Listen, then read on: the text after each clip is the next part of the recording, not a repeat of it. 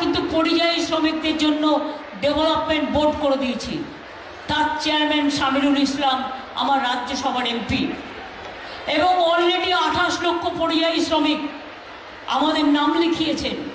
তাদের যদি কোনো বিপদ হয়, তাদের পরিবারের কোনো বিপদ হয়, তারা ফিরে আসতে চায়, তারা যদি কোথাও আটকে পড়ে, আমরা তাদের সাহায্য করব। শুধু ভোটার লিস্টের নামটা রাখতে বলুন, যাতে এনআরসির নাম করে তাদের বাদ দিয়ে না দেয়। अभी बीएसएफ का एक नया चाल शुरू हुआ।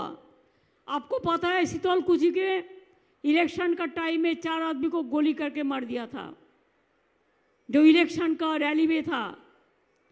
कैसे उसको मुक्त मिल गया मेरे को पता नहीं है, जिसको नाम था उसमें। लेकिन अभी चालाकी क्या है, बॉर्डर एरिया में बोलता है हम बीएसएफ अलग से कट करेंगे। ओ आप मत करिए, वो आप करेंगे तो आपको इधर से भगा देंगे। आप मत करिए।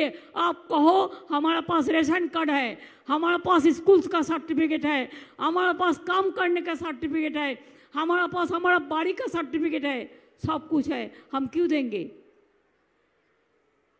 नया कोई स्मार्ट कार्ड कोई बीएसएफ के करने का कोई हक नहीं है स्टेट को छोड़ के।